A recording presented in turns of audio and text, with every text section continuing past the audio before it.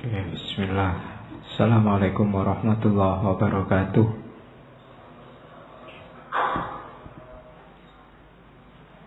Bismillahirrahmanirrahim.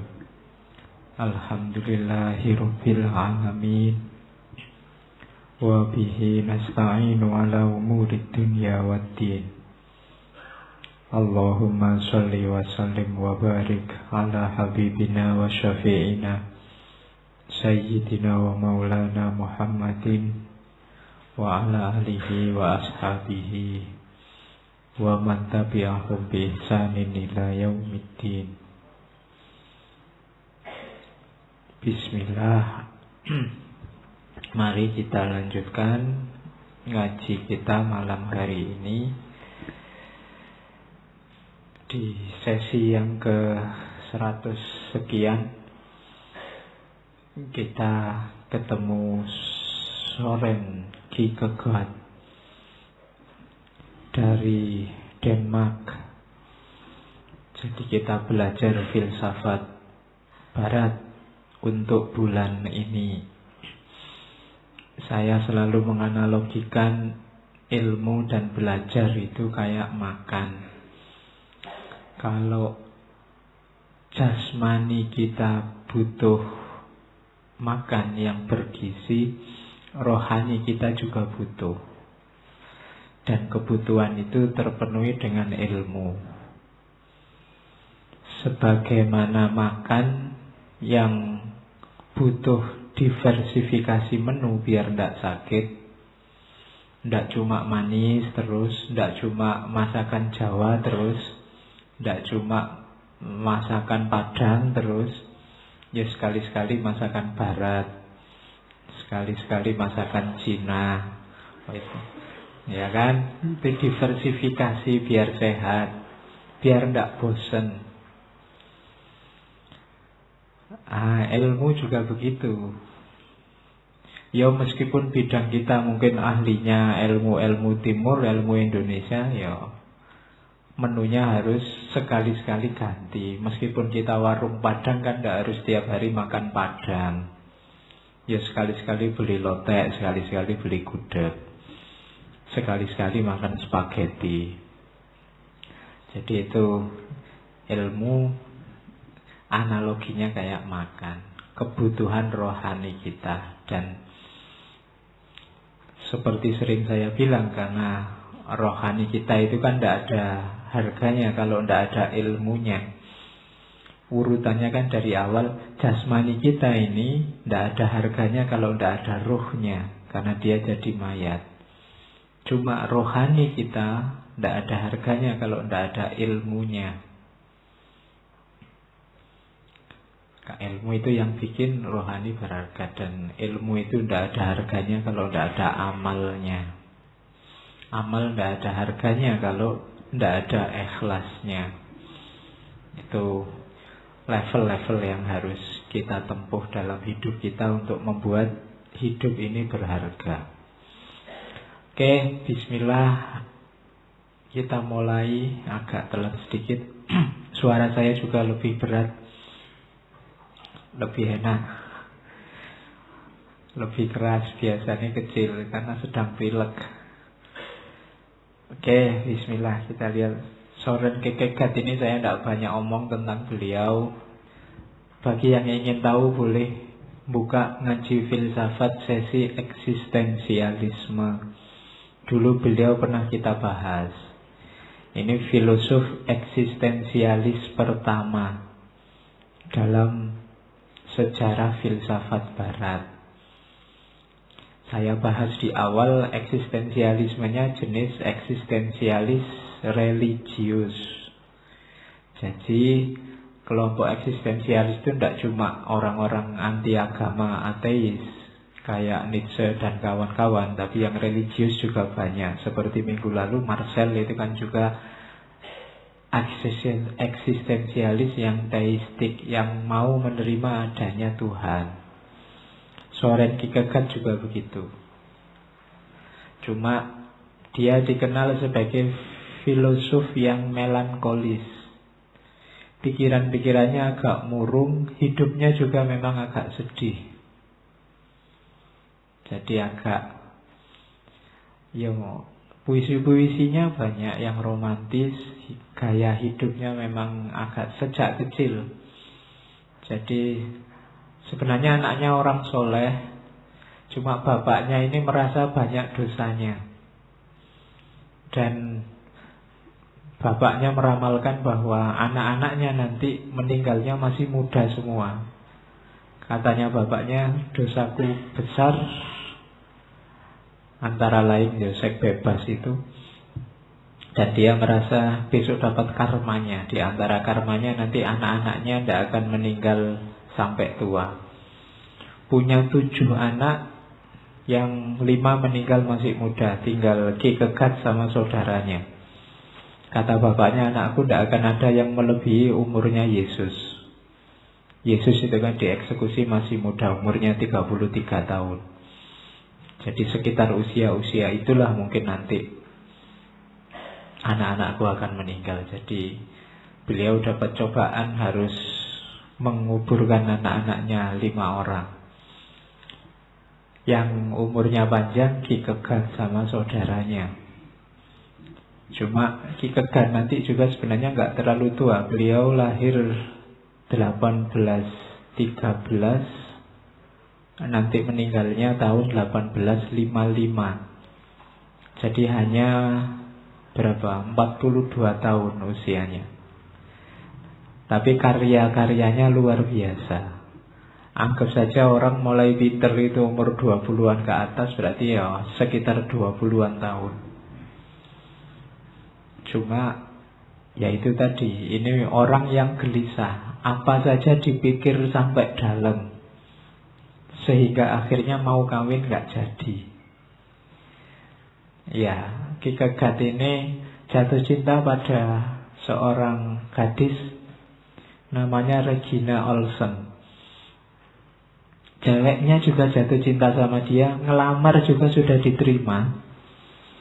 Cuma dia mungkin karena mikirnya terlalu jero, khawatir sendiri, takut bikin susah pasangannya, takut jangan-jangan aku ini tidak tulus, cintaku mungkin tidak sebesar cintanya dia padaku. Tapi pikirannya panjang macam-macam, akhirnya dibatalkan sendiri pertunangannya.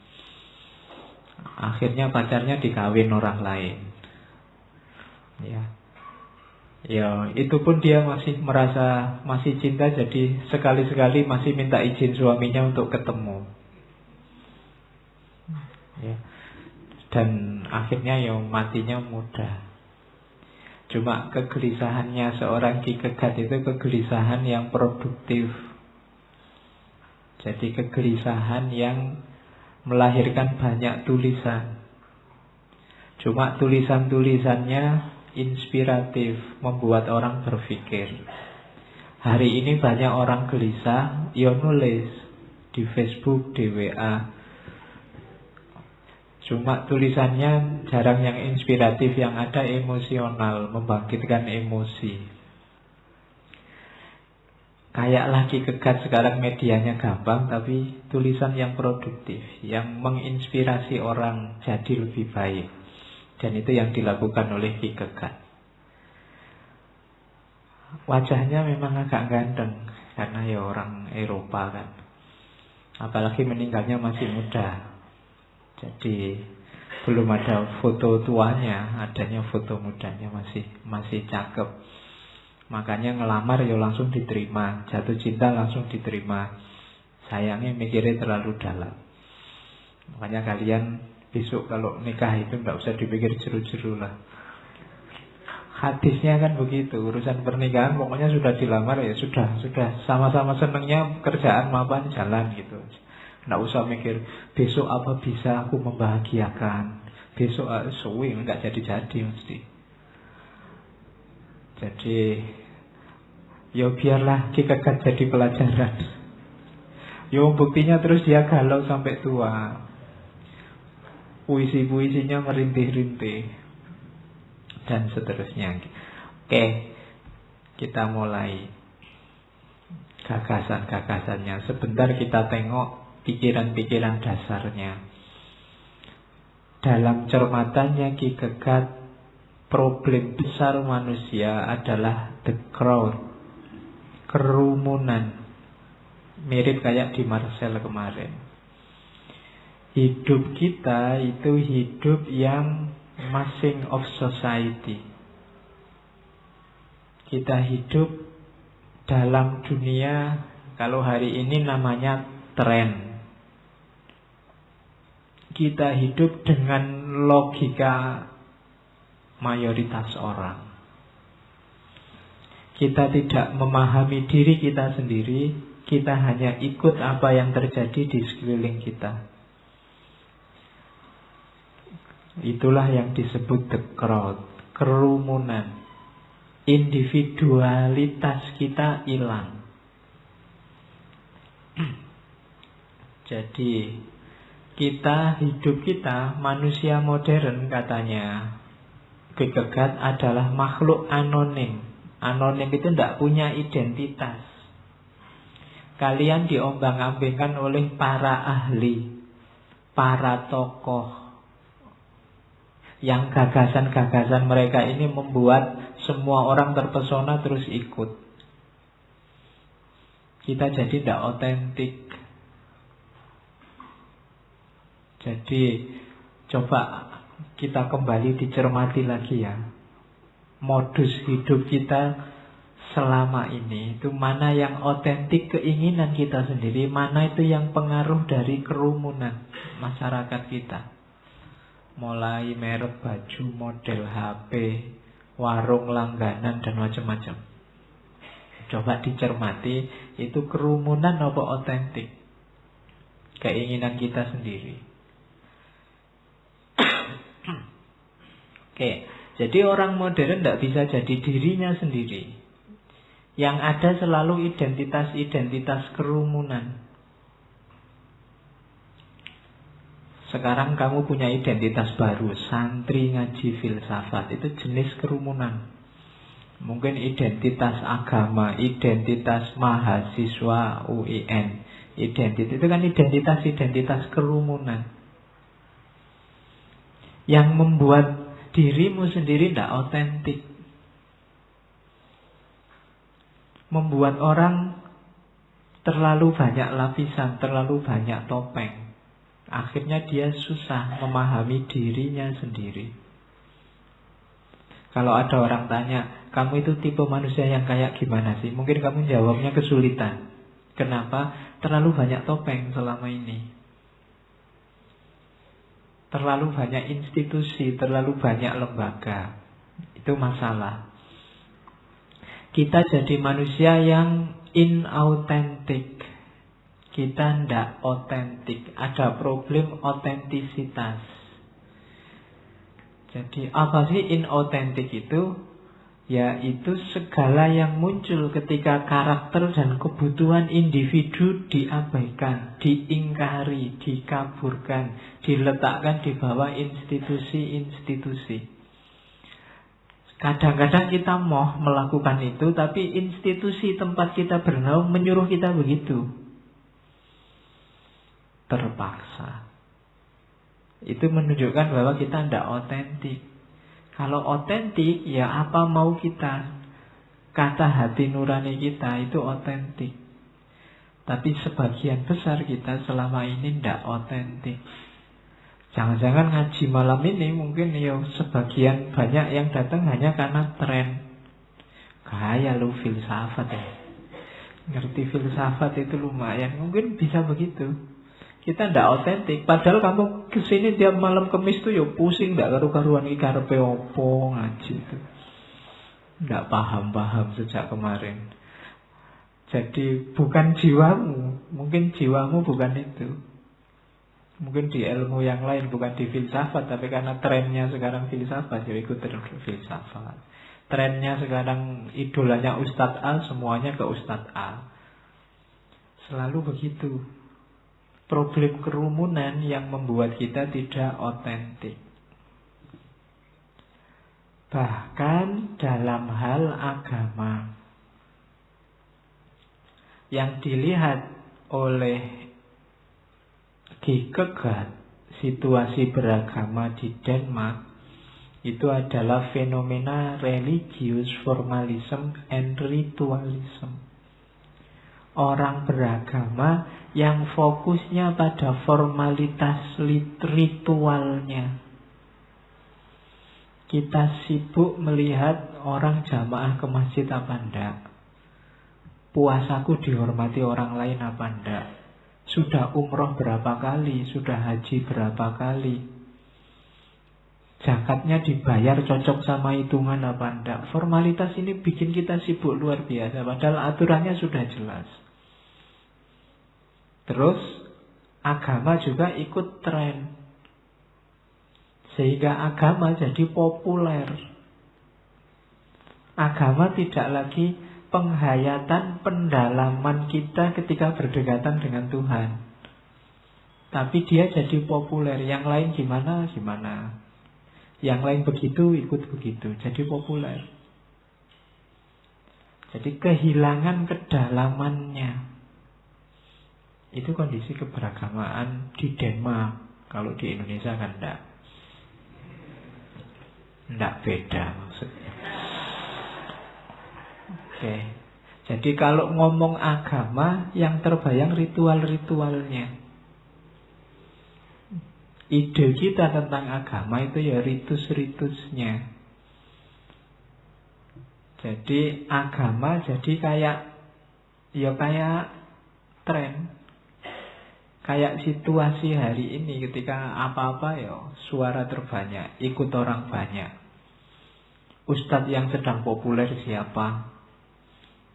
Acara agama yang hari ini digemari apa, dan seterusnya. Jadi agama masuk ke ranah populer. Ada kan inovasi-inovasi baru di ranah ritual kan ada. Misalnya program sholat tahajud berjamaah, program sholat subuh bersama. Itu kan sekarang banyak. Jadi populer.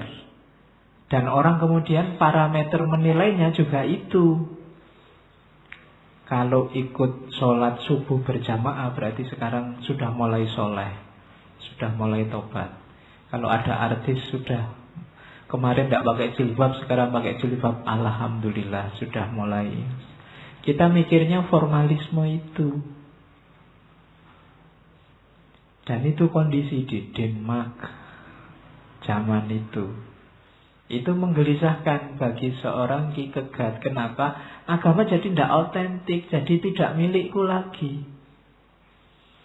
Kamu beragama tapi mencantelkan penghayatan agamamu di kerumunan.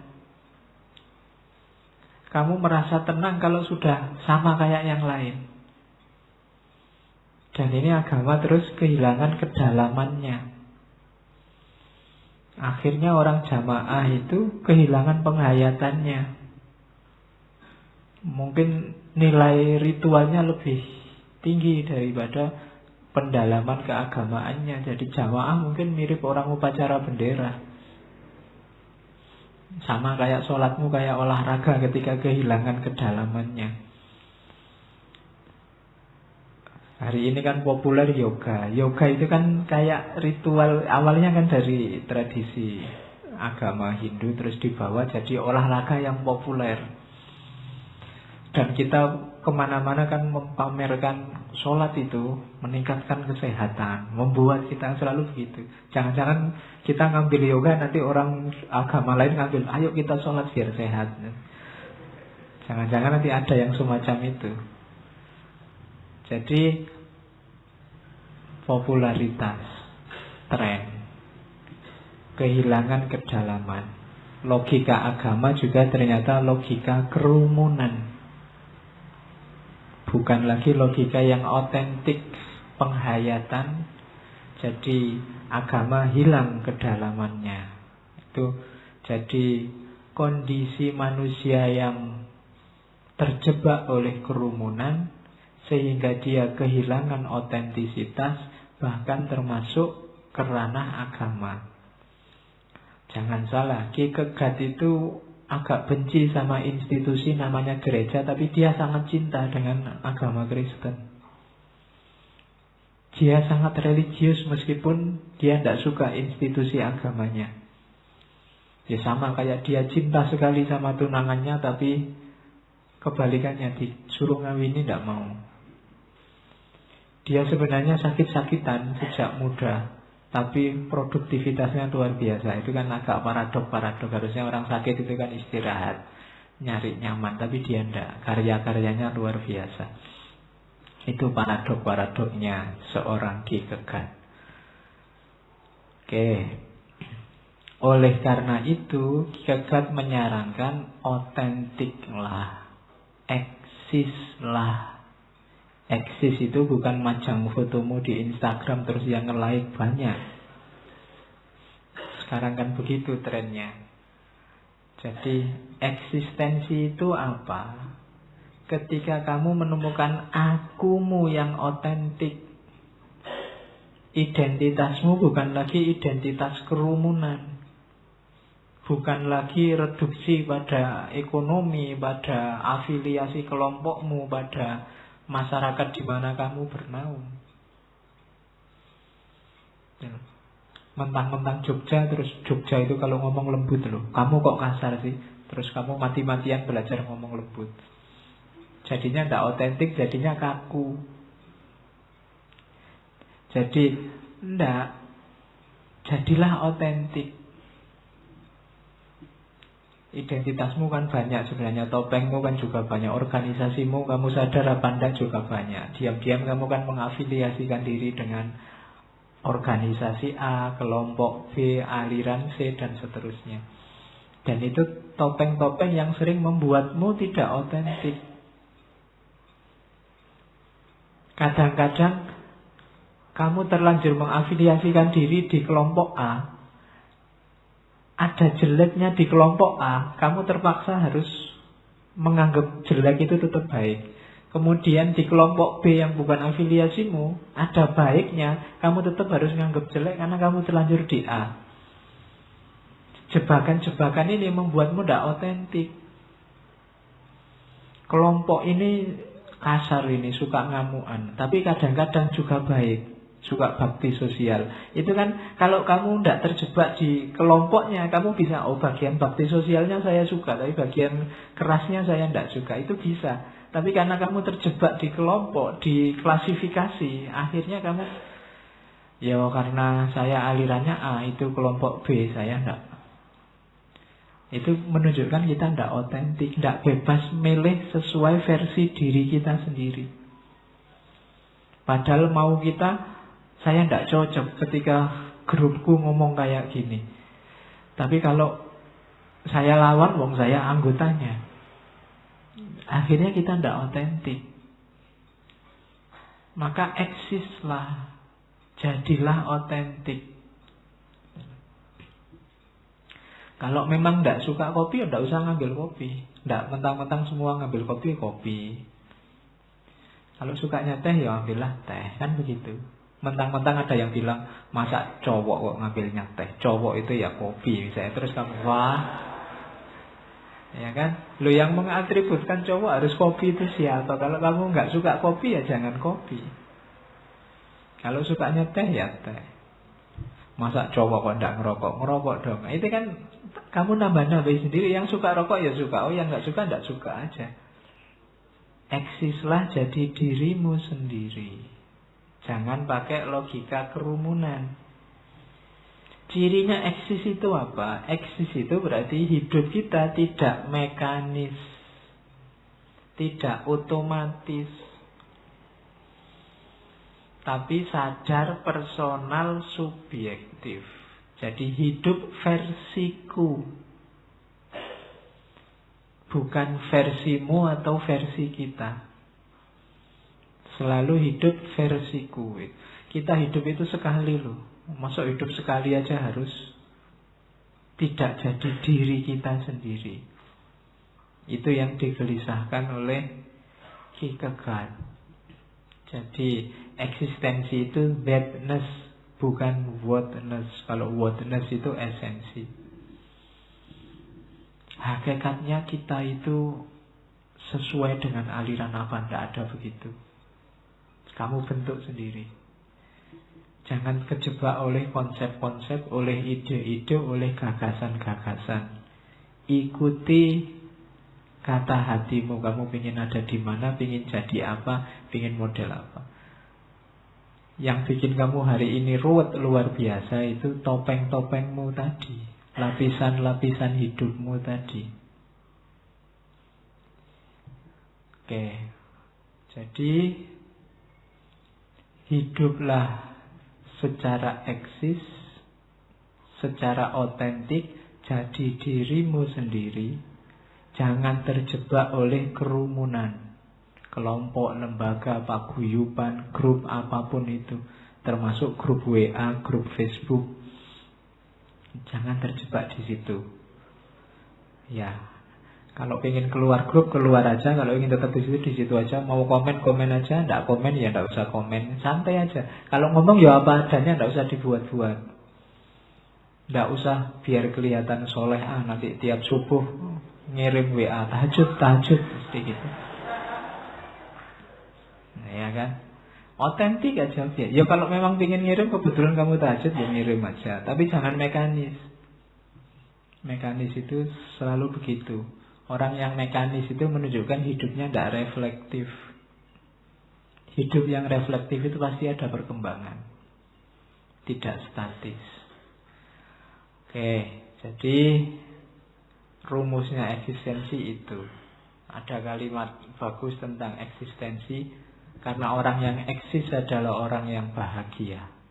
The unhappy person is one who has his ideal, the content of his life, the fullness of his consciousness, the essence of his being, in some manner outside of himself. Orang yang tidak bahagia itu orang yang punya ideal-ideal, orang yang hidupnya penuh, hidupnya itu serba tercukupi, kesadarannya penuh, esensinya ada, tapi dia terpaksa hidup tidak jadi dirinya sendiri. Kamu punya konsep-konsep, punya mimpi-mimpi tentang hidup yang baik, dan kamu mampu untuk menjalankan itu, tapi kamu terpaksa tidak bisa. Kenapa? Karena kerumunan. Pasti kamu tidak bahagia. Jadi siapapun hari ini yang merasa tidak bahagia, coba ditelusuri. Bagian mana hidupmu yang tidak bisa kamu ekspresikan? Biasanya ada di situ kuncinya. Galau, sumpek. Karena kamu tidak cocok, tapi tidak bisa mengekspresikan. Kenapa? Kerumunan nyegat. Mungkin kamu hari ini marah terhadap aturan tertentu dari pemerintah, cuma mau ngomong khawatir nanti ditangkap polisi.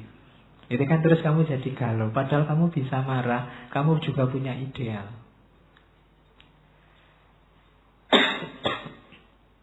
Oke, jadi pesannya pertama Ki Kegat, jadilah dirimu sendiri. Kalau dalam agama ya kan, kita sendirian nanti yang menanggung semua akibat perbuatan kita. Jadi pertanggungjawaban itu individual. Maka lakukan juga secara individual. Besok di akhirat kamu tidak bisa alasan, loh saya kan dulu cuma ikut-ikutan. Tidak bisa. Kamu tanggung jawab sendiri. Loh saya dulu kan cuma ikut kiai itu, cuma ikut ustadz itu, salamu dewe ikut. Jadi orang ikut-ikutan itu di dunia galau, di akhirat sumpek. Kamu terjebak kerumunan, tidak bisa eksis. Besok kamu harus tanggung jawab terhadap perilakumu. Jadi jadilah otentik, dirimu sendiri. Maunya apa? Hidupkan sendiri mimpi-mimpimu. Kalau tidak punya mimpi, tidur. Ya nanti kan mimpi. Oke, terus, nah, ada 3 level eksis. Level paling rendah itu eksis di level estetik. Eksis di level estetik itu nyari seneng, materi, memuaskan hasrat. Pingin makan, pingin minum, pingin istri cantik, pingin kerjaan mapan, pingin, itu level estetik. Pingin rumah bagus, pingin mobil paling update, pingin HP terbaru, dan seterusnya. Hasrat-hasrat duniawi untuk hari ini, zaman now. Ya, sifatnya limited, terbatas. Ini kayak teorinya Surya Mentaram itu kan. Seneng yang duniawi, material itu terbatas. Enaknya minuman itu di gelas paling awal. Gelas kedua sudah tidak terlalu enak lagi. Gelas ketiga lebih tidak enak lagi. Gelas keempat kamu bisa muntah. Jadi untuk sekarang dan terbatas. Biasanya tidak mikir jauh. Haus ya minum gitu aja kan. Lapar ya makan gitu aja. Jadi melakukannya untuk memenuhi hasrat. Penyakitnya bosan, kecewa, putus asa. Hasrat estetik, hasrat duniawi itu biasanya membuahkan lama-lama buahnya 3. Bosan, kecewa, dan putus asa. Kalau dinikmati terus, dilakukan terus, hasilnya bosan. Kalau berhasil, diulang lagi, berhasil, diulang lagi, lama-lama bosan. Kalau tidak berhasil, kecewa. Kalau kecewa terus-terusan, hasilnya putus asa.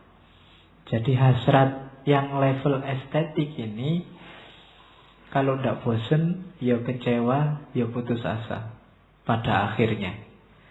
Tapi harus dipenuhi, karena ini kebutuhan dasar. Ya paling tidak kita butuh ini meskipun tidak untuk jangka panjang. Hanya untuk level sekarang. Oke.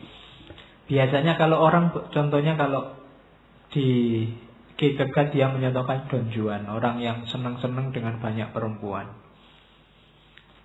Jangan salah, meskipun kayak Don Juan gitu, dia akan ketemu dengan dia ganteng, kaya. Akhirnya perempuan siapapun yang didekati pasti mau. Ya kebalikannya kadain lah, gampang-gampangan yang ngono.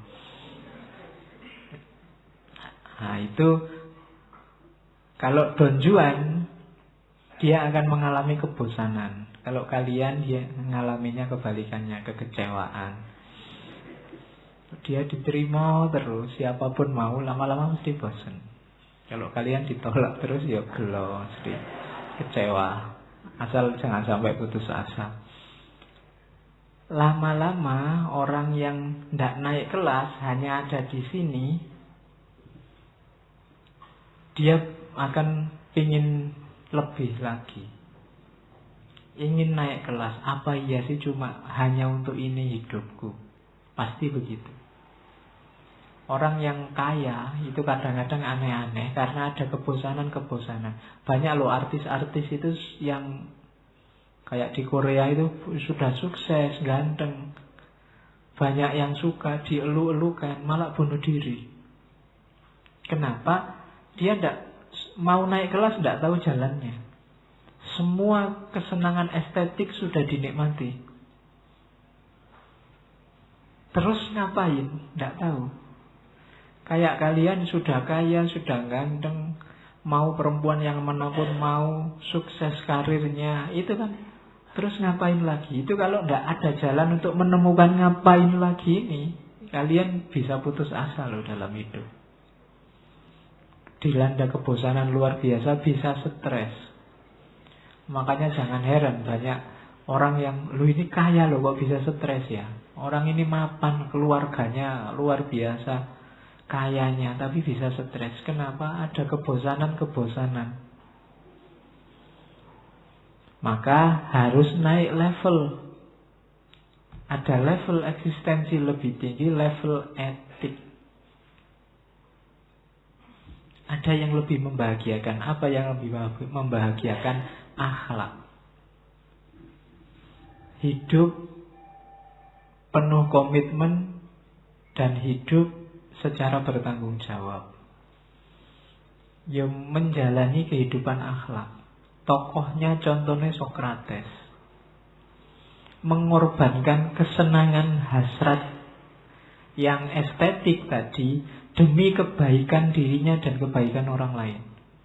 Ini bahagianya lebih tinggi.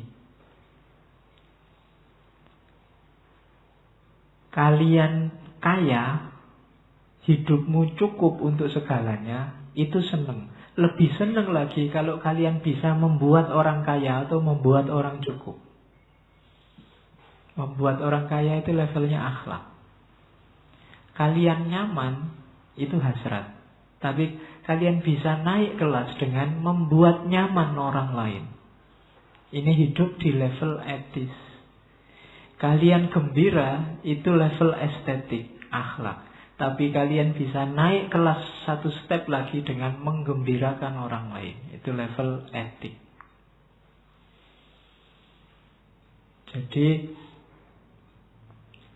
eksis di level estetik itu kayak yang kalian lakukan selama ini di Facebook, di WA, di Instagram. Banyak yang suka, banyak yang muji. Makan siangnya menunya luar biasa di foto, terus semuanya nge-like kan. Itu kan berarti kalian hidupmu cukup lah secara estetik. Tapi kalau kalian mau, bukan cuma makan siangmu yang kamu foto, tapi membantu orang lain untuk bisa juga makan siang selevel kamu. Nah itu etik, ya neraktir kancane lah. Jadi kalau ada yang bosen di level estetik, makan siang sendiri, naik ke level etik, traktirlah yang lain.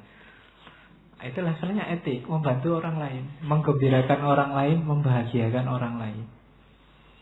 Ya istilahnya pahlawan tragis. Contohnya Sokrates. Jadi Sokrates itu kan hidupnya mencerdaskan orang, membahagiakan orang, meskipun dia berakhir tragis. Tapi ini hidup yang dianggap lebih berharga. Nilainya lebih tinggi daripada yang tadi level pertama. Hanya sekedar kaya, ini membuat orang kaya.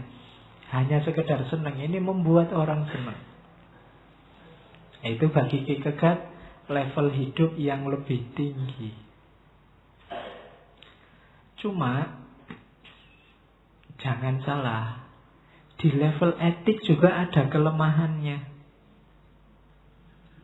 Kelemahannya di mana? Kita manusia tidak menguasai hidup kita sendiri. Jadi kita mungkin ingin bantu orang, menggembirakan orang, tapi ternyata orangnya tidak gembira-gembira. Sumpah kita sudah nyari dagelan macam-macam, dia tidak ketawa-ketawa. Itu kan sumpah. Ternyata kita tidak menguasai diri kita sendiri, tidak menguasai niat kita sendiri. Mau kita bantu orang lain, tapi yang dibantu kok kelihatannya cuek, tidak terima kasih sama sekali. Atau dia kok jadinya tidak terbantu, ini tetap aja miskin. Padahal sudah keluar banyak. Saya ada teman yang kaya, suka membantu orang. Orang-orang di desanya dibeliin sapi, dimodali untuk usaha apa, gagal terus semua. Jadi tidak ada yang sukses. Tapi dia tidak putus asa, ingin bantu terus. Itu menunjukkan bahwa ada kekecewaan-kekecewaannya meskipun eksis di level etik. Ada kegagalan-kegagalannya apa? Ternyata kita tidak menguasai hidup kita sendiri 100%. Maka harus naik kelas. Naik kelasnya di mana? Naikkan ke level eksistensi yang paling tinggi, yaitu level religius. Makanya eksistensialismenya disebut eksistensialisme religius. Jadi cara paling gampang untuk menanggulangi kekecewaan-kekecewaan etis tadi adalah sandarkan semuanya pada Tuhan. Jadi kembalikan semuanya kepada Tuhan. Jadi kalau bahasa agamanya ini level ikhlas. Kamu Gembirakanlah orang lain, bantulah orang lain, tapi tidak usah pakai pamrih-pamrih etis tadi. Biar orang lain gembira, biar orang lain tidak usah. Lakukan itu semua dalam koridor ketuhanan. Jadi ingin dekat dengan Tuhan, ingin dekat dengan yang menguasai segalanya, ingin dekat dengan Allah. Dengan target ini kamu tidak mungkin kecewa. Di level religius ini kamu pasti ketemu targetnya. Karena Allah tidak akan bohong. Jadi ini ajarannya sangat Islami meskipun tidak ada ayatnya. Jadi tidak ada potongan ayat yang nyelani. Tapi ini kan sebenarnya teori ikhlas. Tidak usah dipamrih macam-macam. Kenapa kamu bantu orang lain? Untuk lebih dekat sama Allah. Untuk berada dalam ranah ilahiyah, ranah ketuhanan. Nah, ini eksistensialisme religius. Jadi manusia tapi mengafiliasikan diri dengan Tuhan. Kalau tadi orang terjebak oleh kerumunan, lepaskan dirimu dari kerumunan, bergabung dengan ranah ilahiyah. Akrablah satu-satunya identitasmu sebagai hambanya, sebagai khalifahnya. Itu berarti kamu ada di level religius sekarang. Hubungannya sama Allah, hubungannya sama Tuhan. Jadi level tadi kan jangan terjebak oleh kerumunan. Eksislah jadi dirimu. Cuma eksis ini ada 3 levelnya. Level estetik, level etik, level religius. Itu nyawa teorinya Soren Kierkegaard. Nah, relasi ketuhanan yang paling tinggi kalau dalam Soren Kierkegaard adalah cinta. Ya. Jadi ini lanjutannya tadi ya. Tujuannya kedekatan dengan Tuhan. Tak kasih contoh. Contohnya level eksistensi religius itu adalah Nabi Ibrahim. Ini orang yang mengorbankan anaknya karena Tuhan. Bayangkan satu ketika dalam mimpi ditemui oleh Allah, wahai Ibrahim, bunuhlah anakmu. Dan karena tahu itu wahyunya Allah, dilaksanakan tanpa bertanya. Anaknya yang mau dibunuh juga menerima begitu saja untuk dibunuh. Ini kan luar biasa, kepasrahan, ketundukan yang total, menunjukkan kedekatan yang luar biasa pada Allah. Bayangkan kamu pagi-pagi tiba-tiba bapakmu jauh-jauh dari kampung datang.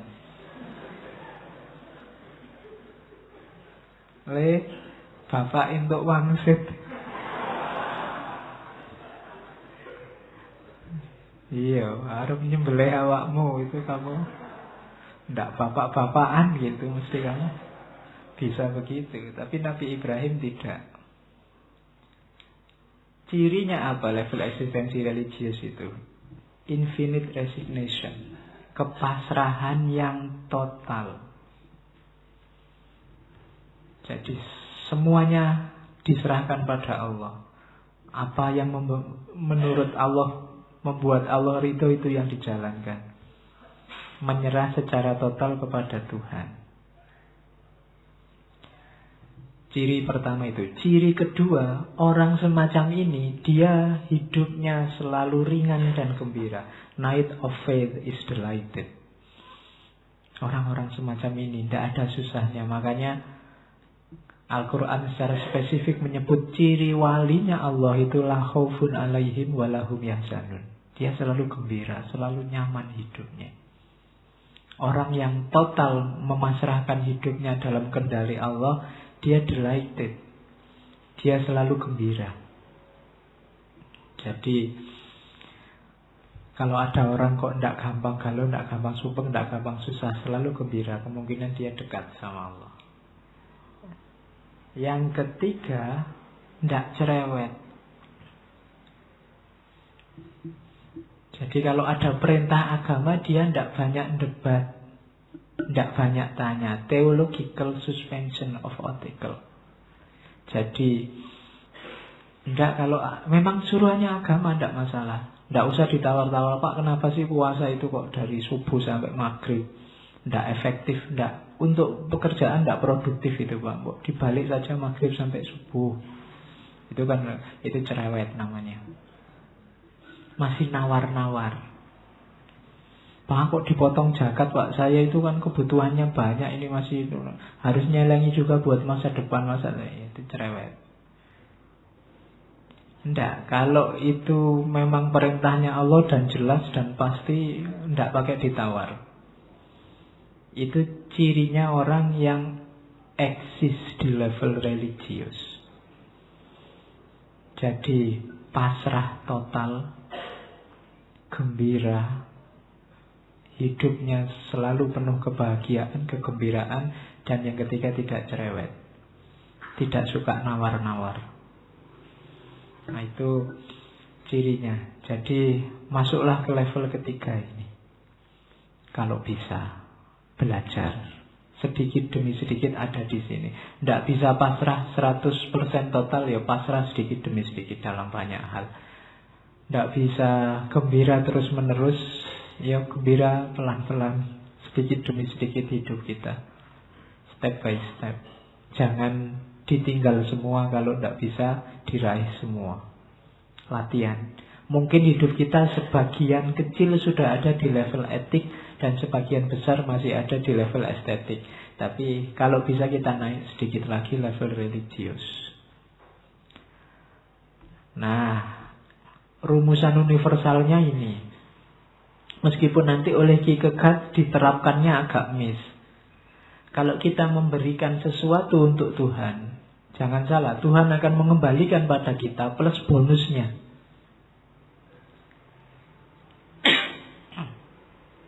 Kalau kita ikhlas lillahi ta'ala, Allah akan mengembalikan lagi pada kita, sekaligus bonusnya yang jauh lebih menyenangkan.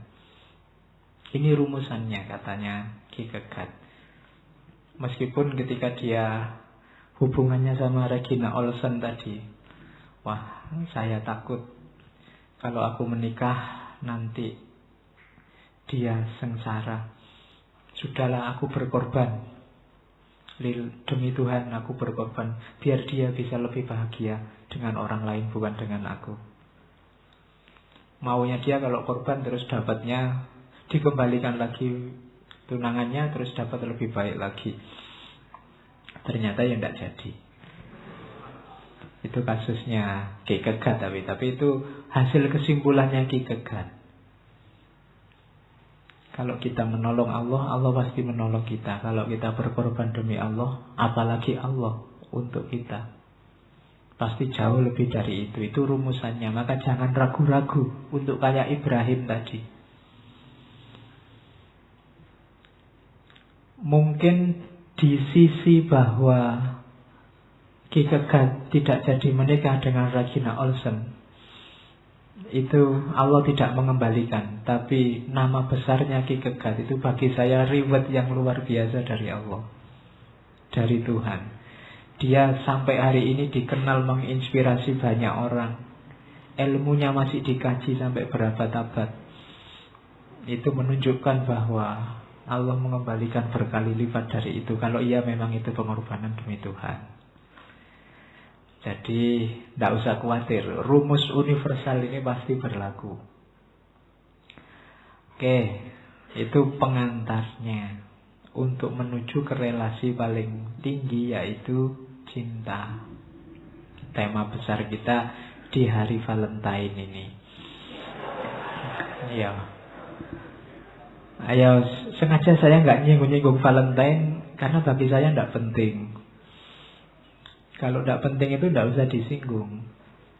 Banyak orang marah-marah sama Valentine, tapi Facebook, WA, Twitter, Instagramnya isinya full tentang Valentine. Meskipun nadanya ngeritik, sama aja itu merayakan Valentine namanya. Wong yang ngomongnya pas hari raya Valentine. Kalau tidak penting ya tidak usah dibahas. Oke, yang penting kita bahas cinta.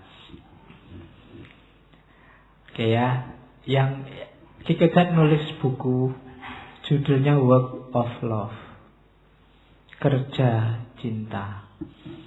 Karena nanti relasi paling besar baik sesama manusia atau dengan Tuhan itu cinta. Cuma tidak seperti filosofi yang lain, kata Kierkegaard, cinta itu tidak penting buahnya. Ya buahnya pasti ada, cuma yang lebih penting adalah prosesnya. Jadi cinta itu seperti sebatang pohon yang bisa dinilai kesuburannya dari bagaimana pohon itu menghasilkan buah. Caranya gimana? Ya dirawat dengan baik. Kalau pohon itu dirawat baik, dia akan menghasilkan buah yang matang dan manis. Jadi jatuh cinta ya, mencintai sesuatu, seseorang, mencintai Tuhan ya, ini tidak usah terlalu dibahas karena sifatnya fitrah. Orang pasti mencintai sesuatu. Yang lebih perlu dibahas adalah prosesnya, cara merawatnya, sehingga cinta itu melahirkan buah yang manis. Jadi tidak usah dibahas kepada siapa aku jatuh cinta. Ikuti aja nalurimu, nanti kamu jatuh cinta sendiri. Kalau enggak, ya kamu perlu periksa. Jangan-jangan tidak normal. Karena itu fitrah. Suka atau tidak suka itu fitrah. Nah, yang lebih penting, kamu harus ngerti tekniknya, cara merawat, cara mengelola. Biar buahnya manis. Buah manis itu tidak mesti hasilnya perkawinan. Kalau rumusmu itu berarti salah sejak awal, katanya Kierkegaard. Jadi jangan ke sana dulu. Katanya Kierkegaard, when one has once fully entered the realm of love, the world, no matter how imperfect, become rich and beautiful. It consists solely of opportunities for love. Ketika seseorang sekali atau begitu seseorang masuk sepenuhnya dalam dunia cinta, maka seluruh dunia, betapapun tidak sempurna, akan tampak indah dan kaya. Kaya itu maksudnya semua kebutuhan bisa dipenuhi. It consists solely of opportunity. Isinya semua peluang, semua hal itu bisa jadi kesempatan, bisa jadi jalan untuk cinta. Jadi orang yang ada di dunia cinta itu pasti dia tidak pesimis. Cara berpikirnya pasti positif. Pasti tidak ada kebencian-kebencian, tidak ada prasangka-prasangka buruk, tidak ada suudzon-suudzon. Ini orang yang ada dalam dunia cinta. Kalau tidak, kalau di pikiran kita masih banyak kebencian, kemarahan, kejelekan-kejelekan, itu berarti kita ada di luar dunia cinta. Karena begitu orang masuk ke dunia cinta, semuanya tampak indah dan nyaman untuk ditinggali. Kalau tidak percaya, kamu tanyakan yang sedang jatuh cinta. Ya kamu tanyakan, kamu belum punya. Iya, orang jatuh cinta itu indah. Meskipun mungkin dia pagi-pagi harus jemput karena kuliahnya jam 7. Meskipun kalau malam minggu hujan-hujan terpaksa harus datang. Harus beli jas hujan yang harganya cuma 16.000 itu. Kalau hujannya deras malah bolong-bolong. Tapi tidak masalah. Segala hal tampak indah dan bisa jadi kesempatan untuk mengekspresikan cinta. Sumpek aja bisa jadi bukti cinta, apalagi yang senang-senang. Segalanya adalah jalan untuk mewujudkan dan menemukan cinta. Ini bagi orang yang hidup di dunia cinta. Maka kalau hari ini hidup kita rasanya keras sekali, isinya saling tuduh, saling lirik, saling curiga, saling fitnah, berarti kita tidak ada di sini sekarang. Kita tidak ada dalam relasi yang agung yang namanya cinta. Ayo mencintai. Loh, mencintai itu tidak harus terus yang kamu cintai balas mencintai kamu, tidak masalah. Tidak harus begitu. Oke, kita lihat kenapa harus begitu. Kenapa kita harus mencintai. Katanya Ki Kegak, ketika cinta menyentuh kita, seluruh kehidupan kita akan berubah. Cara pandang kita akan berubah.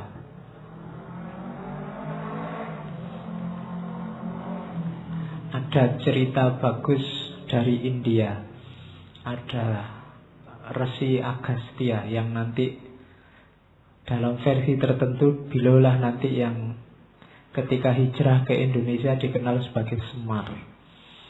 Itu awalnya pendeta yang keras sekali karena dia memegangi fikih kalau bahasa Islamnya.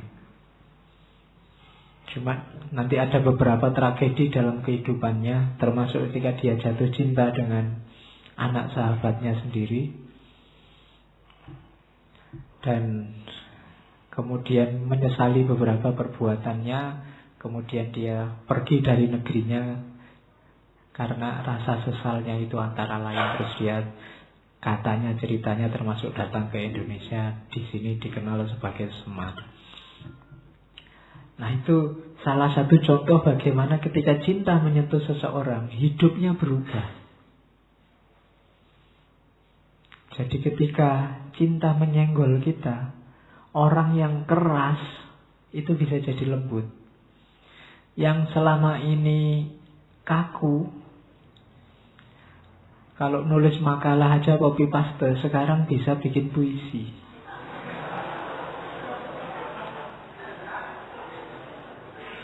Ya kan? Ketika dia jatuh cinta. Kemarin nontonnya film laga, film action, sekarang nontonnya sinetron. Kenapa? Cinta bisa mengubah orang. Cinta pada apapun. Nah, katanya Ki Kegak juga di poin yang kedua ini, saya potong-potong di beberapa paragraf panjang. Manusia terlahir ke dunia ini untuk memberi dan menerima cinta. Tanpa pengalaman cinta, hidup menjadi hampa. Ini hanya bisa dirasakan oleh yang alami, yang tidak ngalami belum.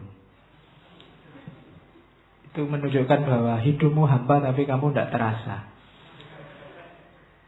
Baru setelah kamu jatuh cinta kamu ngerti, ternyata ada yang sangat indah, ada yang lebih indah dalam hidup ini yang selama ini belum kamu tahu. Dan kita diturunkan ke muka bumi itu sebenarnya untuk memberi dan menerima. Apa yang diberi dan diterimakan? Cinta. Itu maunya Allah sebenarnya. Yang ketiga, tidak ada ruginya orang mencintai. Pasti untung. Meskipun ditolak, meskipun gak ditanggapi, meskipun dicueki, meskipun kamu dapat sakit, pasti untung cinta itu. Dalam cinta kamu belajar banyak. Pelajaran paling berharga dari cinta adalah mengalahkan egomu sendiri. Tidak gampang mengalahkan ego itu. Mengalahkan aku itu tidak gampang. Tapi orang yang jatuh cinta bisa belajar teori yang luar biasa untuk mengalahkan ego. Cintailah yang kamu benci, itu nanti ego yang selama ini ingin mengalahkan itu otomatis hilang. Kayak orang tua sama anaknya, itu kan tidak pernah berpikir dirinya sendiri, tapi yang dipikir selalu apa keinginan, apa maunya putra putrinya. Itulah cinta. Kalau hubungan manusia semuanya semacam ini, ya dunia damai. Maka sentuhlah semua orang dengan cinta. Biar apa? Biar tidak ada yang rugi. Cinta membuat hidup lebih hidup. Cinta merupakan karakter paling luhur dari manusia. Saya tidak perlu penjelasan, kalian sudah ngerti sendiri. Dan cintalah yang memanusiakan manusia. Ini berarti apa? Dasar eksistensial manusia itu sebenarnya cinta. Yang membedakan dengan semua makhluk yang lain itu cinta. Cinta memanusiakan manusia dan membuat orang jadi lebih baik. Tadi kan cinta membuat orang berubah. Dan perubahan karena cinta itu pasti perubahan ke arah yang lebih baik. Kalau enggak, ada yang salah dalam prosesnya. Kalau gara-gara cinta kok kamu jadi ngamuan, pasti itu bukan cinta. Saya cinta Tuhan, Pak, saya cinta agama. Kok hasilnya merusak? Perlu ditelusuri lagi. Mungkin itu bukan cinta. Cinta tidak mungkin melahirkan kejelekan, tidak mungkin melahirkan kerusakan. Ada yang keliru dalam rumus cintamu. Dan cinta memberikan sense of purpose. Cinta membuat hidup lebih bermakna, membuat orang punya tujuan.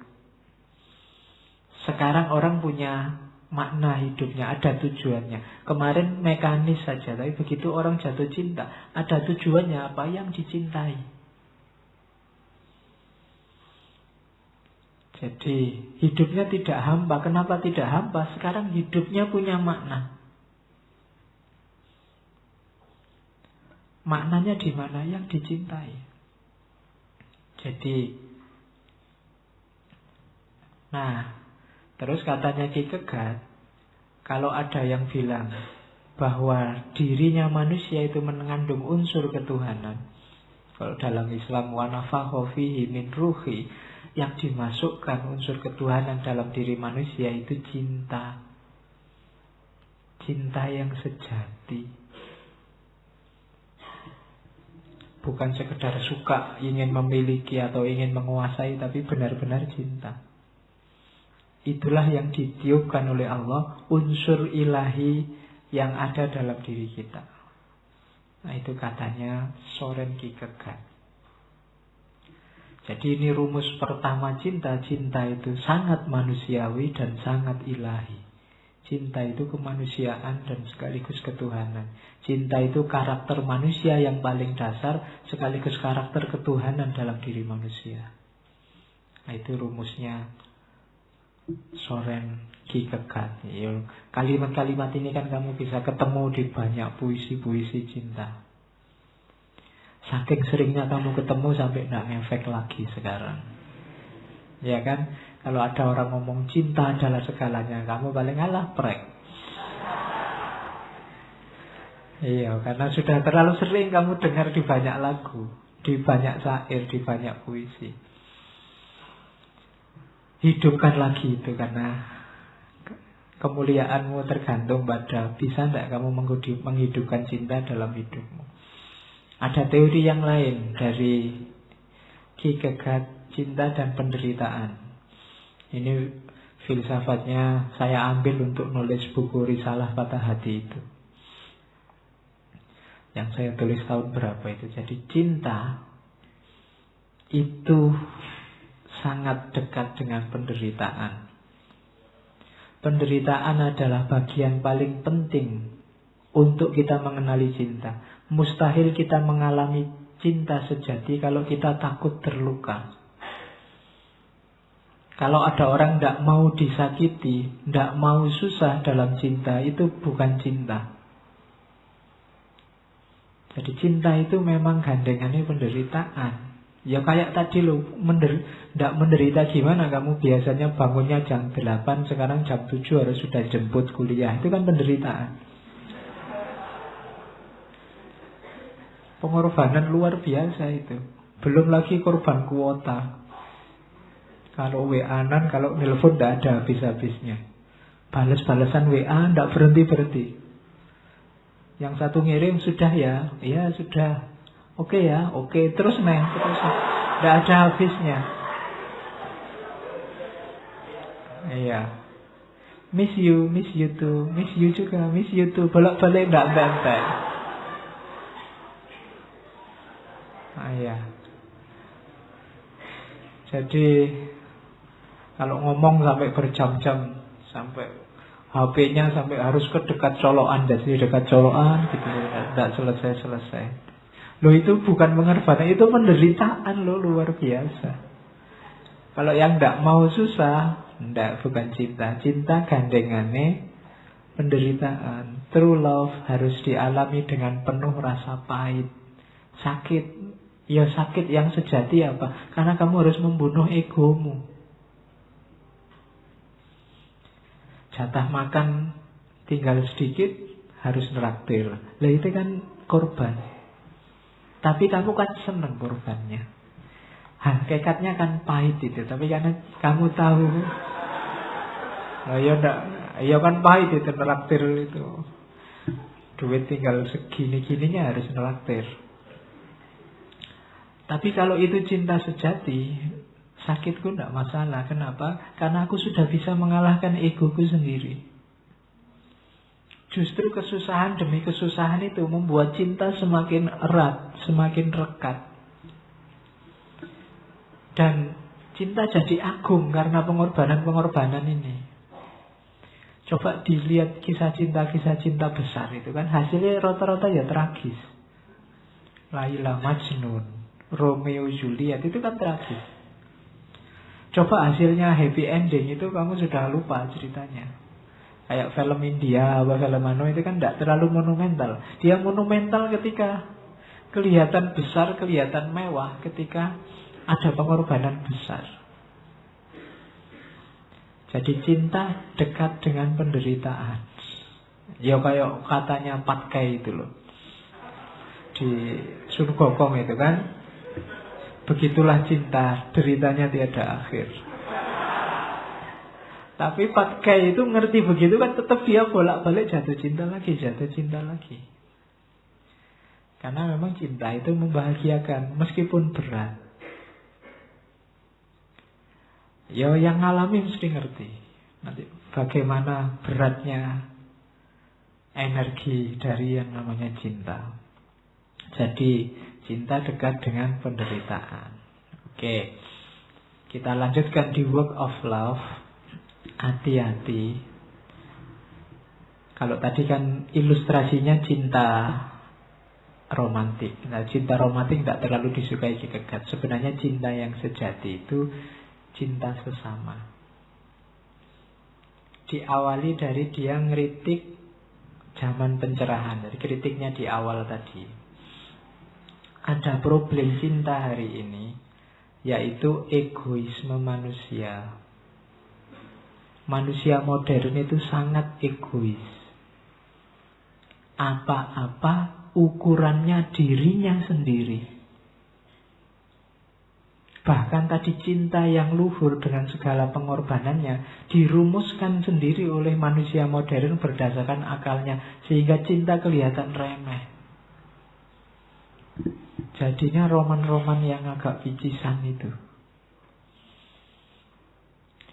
Jadi dia mengkritik orang yang terlalu menekankan pada rasio. Termasuk dalam agama. Ada banyak hal yang tidak bisa dijangkau oleh rasio, termasuk keimanan, penghayatan individual, termasuk penghayatan manusia dalam cinta. Jadi bahkan agama itu kan ada pertandingan konsep ketuhanan. Setiap kepala merumuskan Tuhannya sendiri. Itu kalau itu kalimat paling awal, paganisme. Kita punya berhala sendiri-sendiri.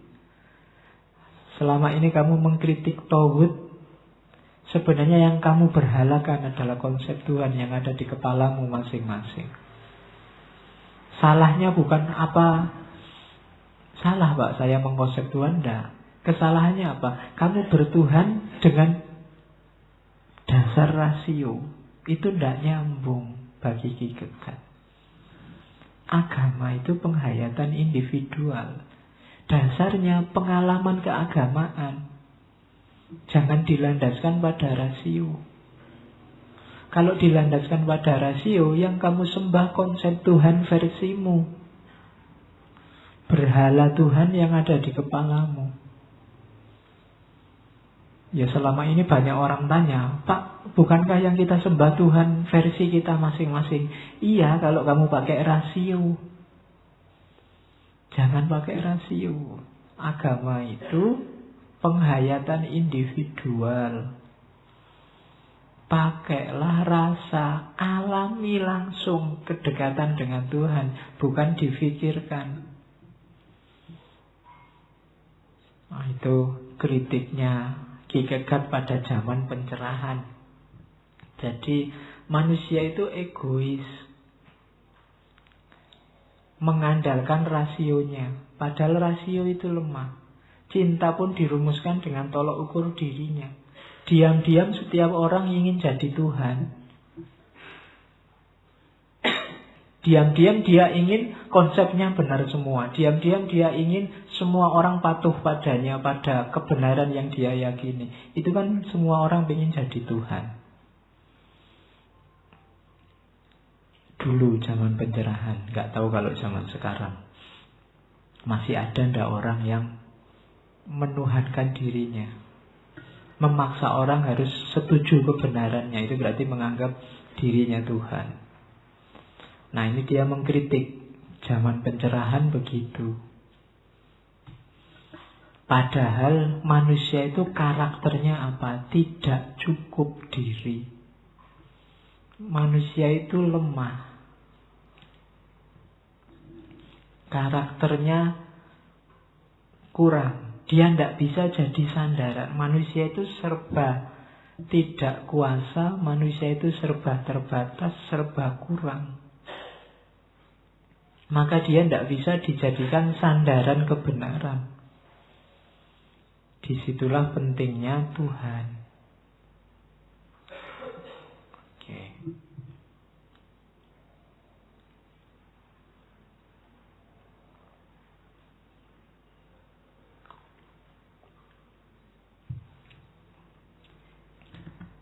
Jadi kebenaran jangan disandarkan pada manusia, sandarkan pada Tuhan. Berarti semua pikiran, semua perilaku kita jangan disandarkan balik ke kita lagi, wong kita itu lemah. Sandarkan pada Tuhan. Cirinya apa? Nah terus mana yang cocok dan bisa disandarkan pada Tuhan itu? Cirinya perbuatan, cirinya pikiran yang bersandar pada Tuhan itu perbuatan yang jenisnya cinta. Karena Tuhan sama dengan Maha Cinta. Ukuran kebenaran, tadi kan kebenaran harus didasarkan Tuhan. Parameternya apa? Cinta. Kalau itu sudah cinta, pasti benar dan pasti baik. Jadi tidak ada yang lebih benar, yang lebih baik selain Tuhan. Dan parameter indikatornya itu cinta. Cinta yang, kalau bahasanya Ki Kegat, cinta yang memberikan pipi kiri saat pipi kanan ditampar, versi Kristiani. Atau versi Islam, cinta yang mendoakan musuh. Kayak Nabi Muhammad waktu dilempari di Taif oleh masyarakat Taif, itu kan ekspresi cinta yang dikeluarkan, bukan ekspresi balas dendam. Meskipun kalau Nabi mau bisa saat itu juga dilululantakkan, tapi Nabi malah berdoa, Allahumma hdi qaumi fa innahum la ya'lamun. Ya Allah, kasih hidayah mereka, karena mereka ini orang yang tidak ngerti. Kalau Nabi berdoa begini memang berdoa karena sayang. Kita sering ngomong semoga kau didapat hidayah, itu dalam rangka melecehkan. Kan banyak sekarang kan di Facebook itu kalau sudah gegeran, tak doain kamu dapat hidayah. Itu bukan doa, karena nadanya nada melecehkan. Nada untuk ngomong bahwa kamu sesat. Tapi kalau Nabi tidak, Nabi memang ingin mendoakan. Karena Nabi tahu fa'innahum la ya'lamun. Nah ini ekspresi cinta namanya. Dari cinta tidak mungkin keluar yang jelek. Memusnahkan itu kan jelek. Balas dendam itu kan jelek. Dari cinta hanya keluar yang baik-baik.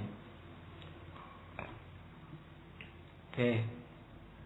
Nah, oleh karena itu relasi dengan orang lain adalah relasi cinta. Cirinya cinta itu apa? Tadi ya, rendah hati. Berarti tidak merasa besar, tidak merasa dia satu-satunya yang benar, menyangkal diri. Egonya dikalahkan, tidak egois. Dan tidak pilih kasih, tidak berpihak. Semua manusia sama. Semua manusia di level dia manusia itu sama. Setelah semua topengnya tadi dibuang, sama. Tidak pilih kasih, itu ekspresi cinta. Justru katanya Ki Kegat, kalau tadi kan kita diam-diam ingin jadi Tuhan. Kalau kita mencintai seluruh manusia, saat itu juga kita mengilahi. Mengilahi itu kita mirip Tuhan. Kenapa? Kita mirip Tuhan karena Tuhan mencintai semua makhluknya, termasuk manusia, tanpa pilih kasih. Jadi justru dengan membuang ego, membuang keinginan, membuang kayak tadi kita ingin menang sendiri, ingin benar sendiri segala ego kita.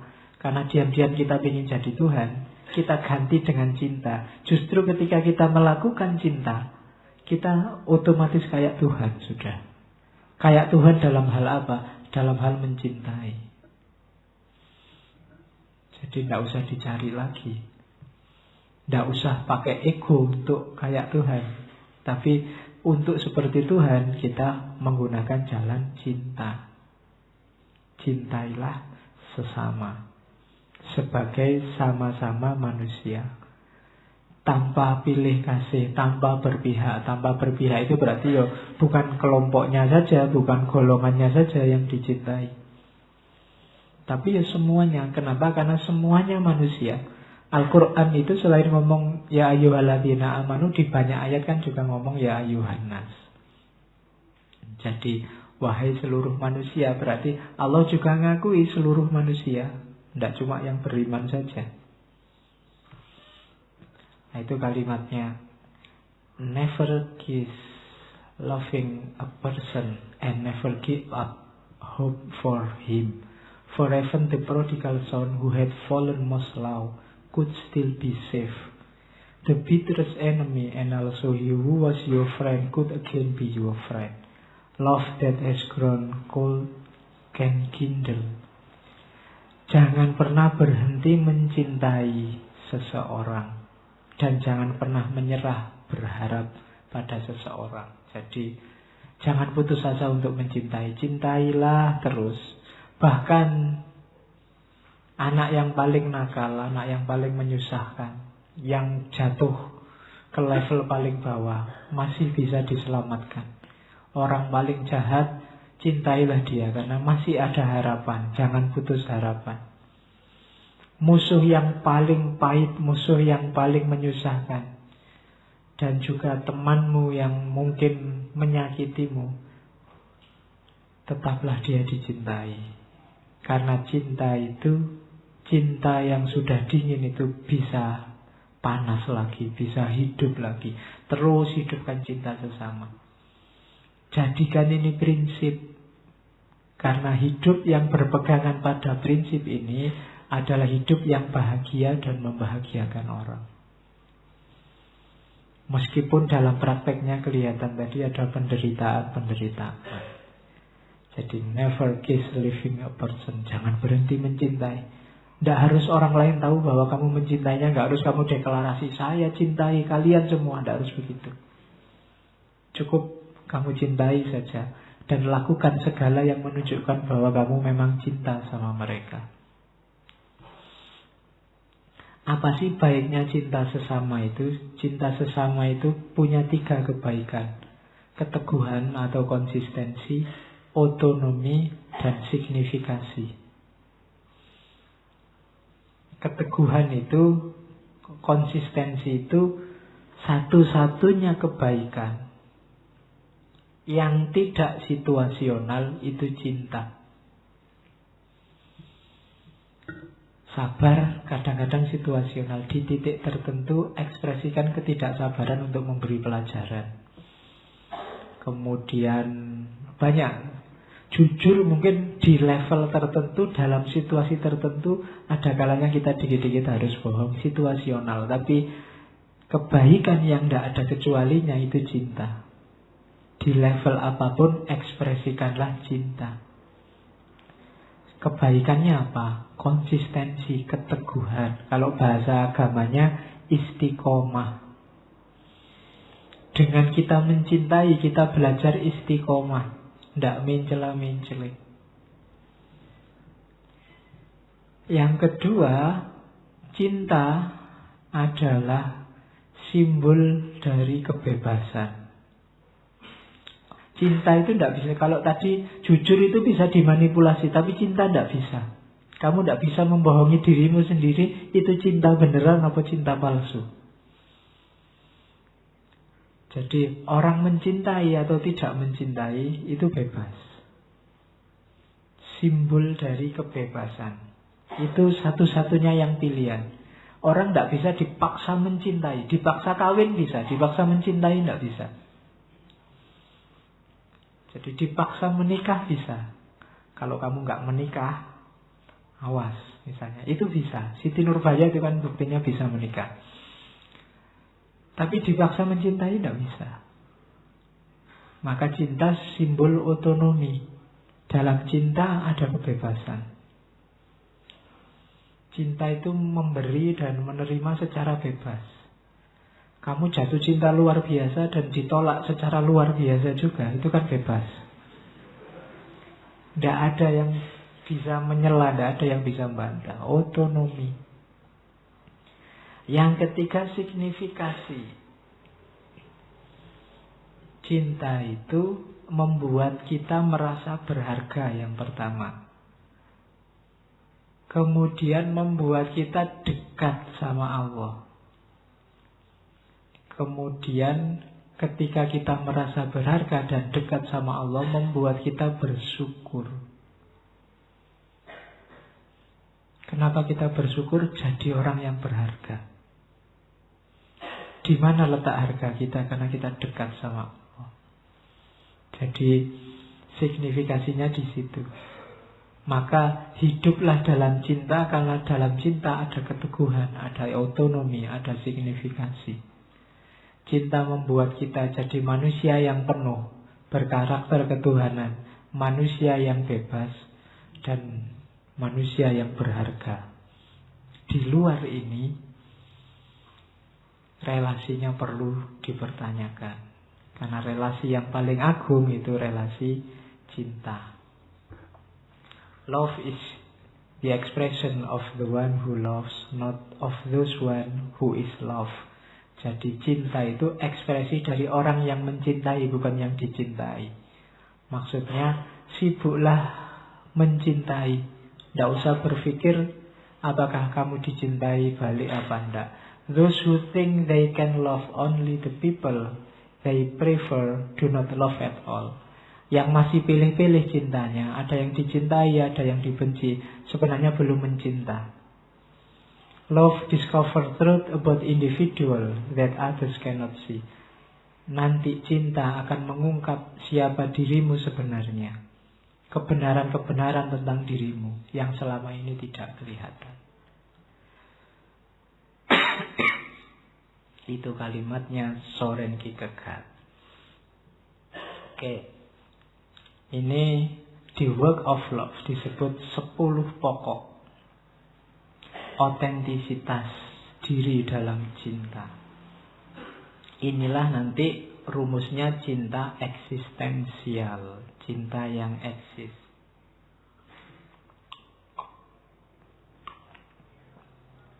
Yang pertama, cintamu itu eksistensial kalau dia mendidik.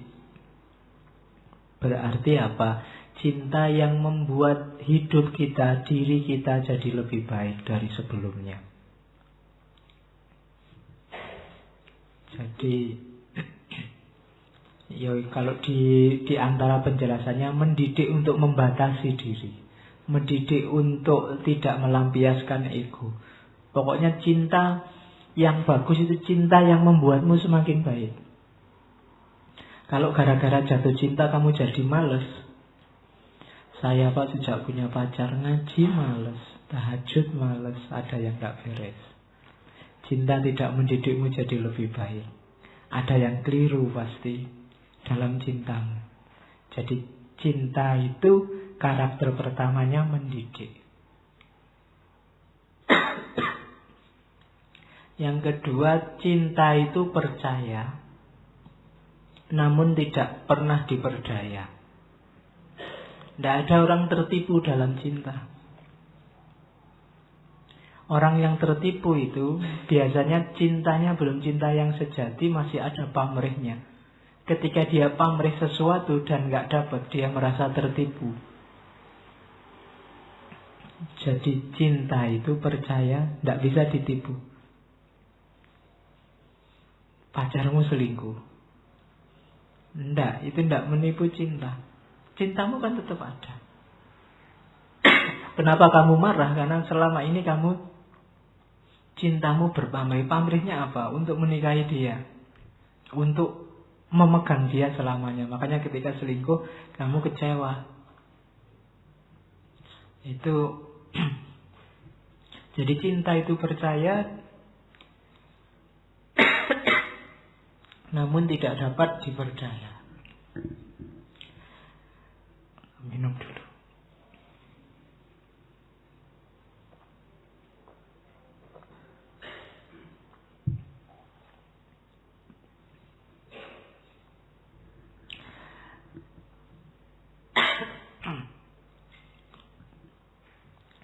Yang ketiga, cinta itu penuh harapan. Batuk.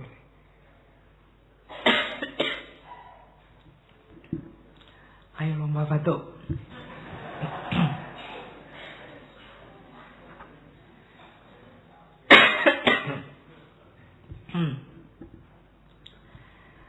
Tidak perlu saya jelaskan bahwa orang yang penuh cinta itu hidupnya penuh harapan.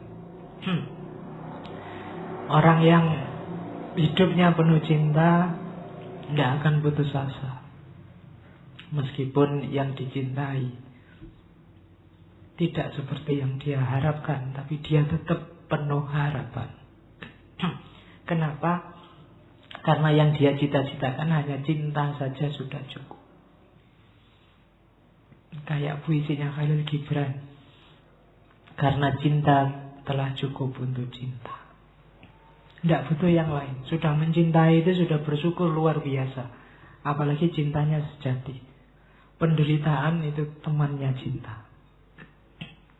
Yang keempat, cinta yang sejati membunuh ego,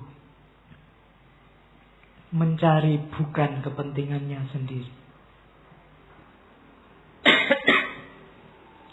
Yang kelima, cinta sejati tidak cerewet dengan hal-hal kecil, tidak cengeng, mengabaikan pelanggaran-pelanggaran kecil.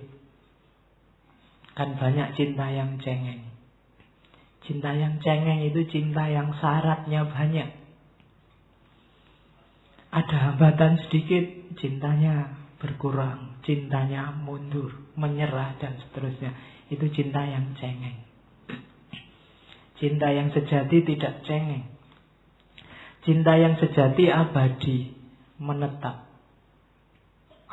tidak bisa hilang. Meskipun sudah gonta-ganti berapa kali, masih ada di sini. Itu cinta yang sejati. Dia at home sudah. Cinta yang sejati murah hati, selalu ingin memberi. Kayak kasih ibu kepada beta itu loh. Selalu memberi, tak harap kembali. Itulah cinta. Jadi murah hati. Terus cinta yang sejati rekonsiliasi terus. Tidak ingin rame, tidak ingin gegeran. Rekonsiliasi terjadi kalau kita saling memahami terus. Saling mengerti. Makanya selalu rekonsiliasi. Jadi kalau punya pacar kok gegeran terus, itu pasti belum sejati. Masih diwarnai oleh pamrih-pamrih sehingga ada kecewa-kecewa terus dilampiaskan dengan gegeran.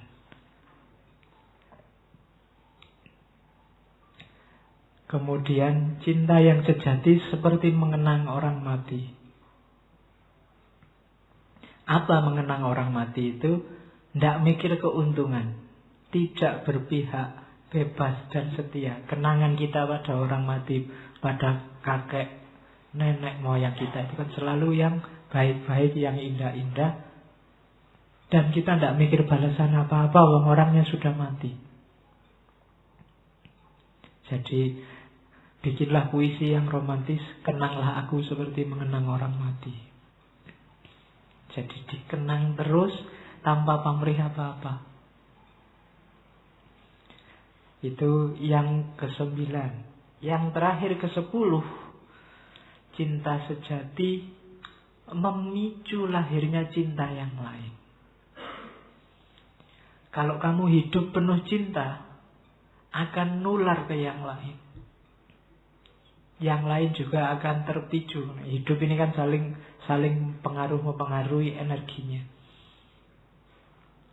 Kalau kamu ikut di grup WA, grup Twitter yang isinya tiap hari gegeran maki-maki, mau tidak mau kamu terkondisikan untuk selalu siap gegeran dan maki-maki.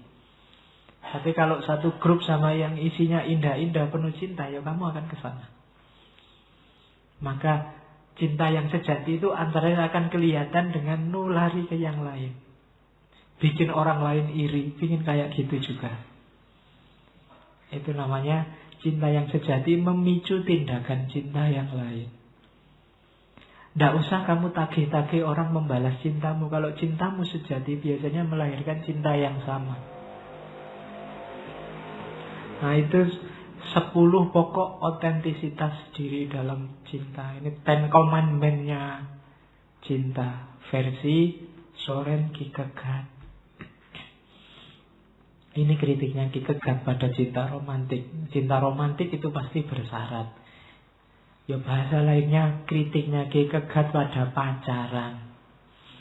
Pacaran itu cinta yang tumbuh berdasarkan produksi khayalan-khayalan dengan pembenaran utilitarian. Ini maksudnya cinta yang berpamrih. Utilitarian itu kan nyari keuntungan. Menurut laki-laki, perempuan adalah objek berdasarkan hasrat seksual mereka. Menurut perempuan, laki-laki itu pelengkap untuk pendamping hidup dan pelanjut keturunan. Masih ada. Ini kan fungsi utilitarian. Cinta romantik dilihat hasil akhirnya. Jadian terus kawin apa putus. Ya kan? Pakai etika sebab akibat. Konsekuensi, dilihat konsekuensinya. Cinta romantik itu sebenarnya yang dicintai dirinya sendiri. Kalau kamu bilang, kenapa kamu cinta padaku? Aku ingin melanjutkan keturunan, ingin punya anak darimu. Itu berarti ya fungsinya utilitarian. Nyari untung. Ya kan? Aku ingin punya teman di hari tua. Ya sama aja. Utilitarian. Prosesnya nyari untung. Aku ingin bersamamu mengarungi bahtera dalam suka dan duka. Itu kan nyari teman hidup. Sama saja. Utilitarian. Jadi masih cinta yang memproduksi khayalan-khayalan. Yang sifatnya utilitarian. Sama sebenarnya, itu sebenarnya egois. Kenapa? Semuanya tadi diawali dari aku ingin. Kepentingan diriku saja. Aku ingin punya anak darimu. Lah kok enak? Punya anak dariku. Itu kan utilitarian. Selalu mauku yang dibunyikan. Itu kritiknya Kierkegaard pada cinta romantik. Oke. Terakhir ini ya. The most painful state of being is remembering the future. Particularly the one you will never have. wilayah situasi paling menyakitkan adalah membayangkan masa lalu, khususnya seseorang yang tidak mungkin kamu miliki. Membayangkan masa depan, khususnya seseorang yang tidak mungkin kamu miliki. Ini quote untuk yang sedang patah hati baru putus. Kan, apalagi mantannya sudah punya pacar baru. Nah, itu the most painful state of being. Jadi situasi paling menyakitkan, membayangkan masa depan tanpa dia yang dicintai. Apa kamu cie-cie kayak punya-punya? Wong ndak punya. Ini sebenarnya lanjutannya nanti ke sini. To love another person is to help them love God. Ini ada hadisnya. Ya. Kalau dari Kierkegaard kan keren. Kalau dari hadis kamu bosen tadi kan. Kadang-kadang hadis itu membuat kamu bosen karena kamu letakkan di level estetik tadi. Levelnya masih dangkal. Kalau sudah dalam, tidak ada ayat Allah, tidak ada hadis yang membosankan. Jadi mencintai orang lain itu berarti membantunya untuk mencintai Tuhan.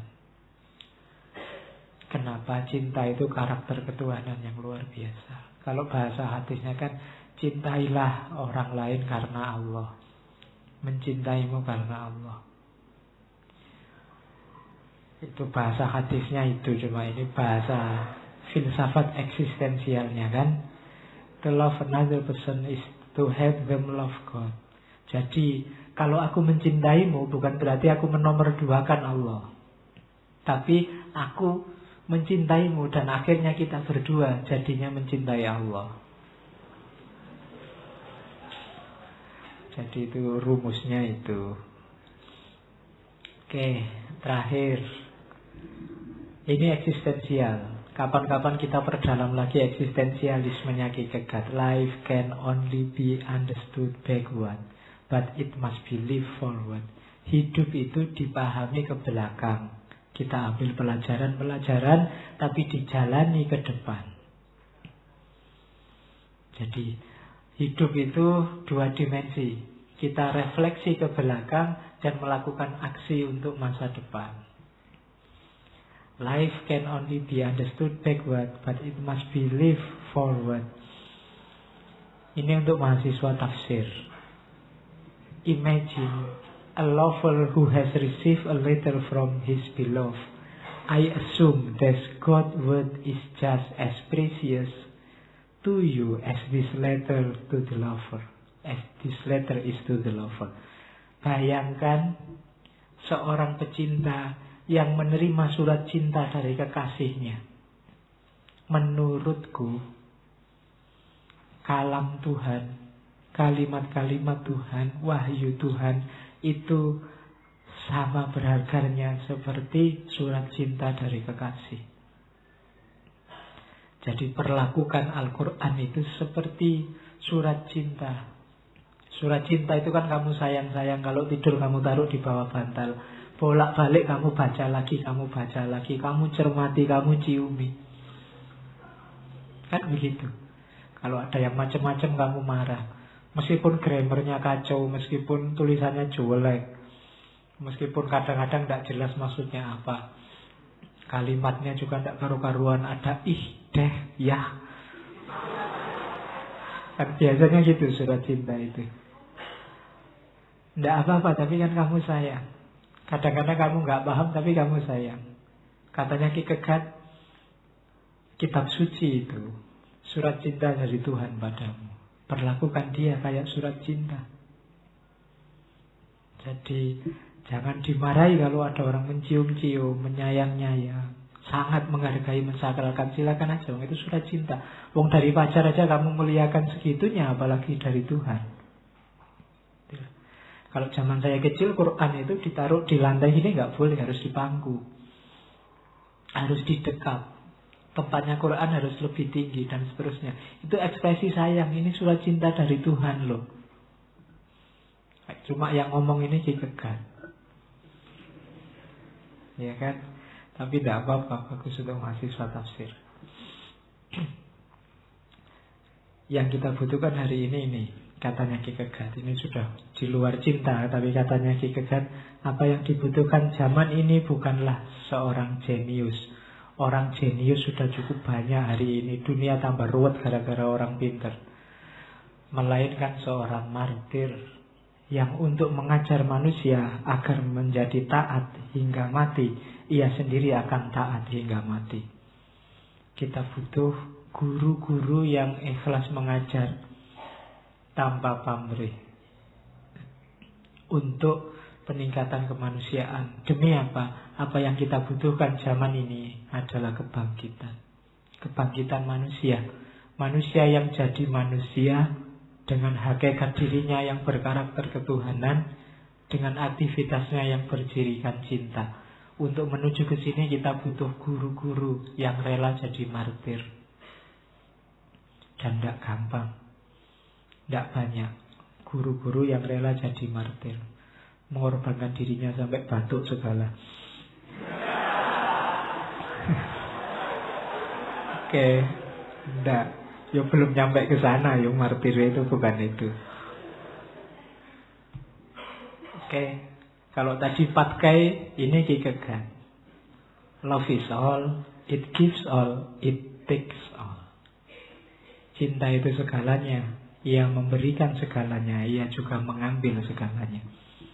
Jadi cinta itu bukan take and give. Jadi cinta itu takes all, give all. Itulah cinta. Deritanya tiada akhir. Oke, saya kira itu ya Kierkegaard. Minggu depan ini masih dua tokoh pertama masih optimis sama cinta. Dua tokoh yang terakhir kita lihat nadanya sudah agak pesimis. Minggu depan kita ketemu Schopenhauer, dan nanti minggu terakhir kita ketemu siapa? Sartre, ya. Dua orang ini sudah tidak terlalu optimis lagi sama cinta. Ya paling tidak wawasan kita biar lengkap. Oke, kurang lebihnya mohon maaf. Wallahul muwaffiq, wallahu a'lam bishawab. Wassalamualaikum warahmatullahi wabarakatuh.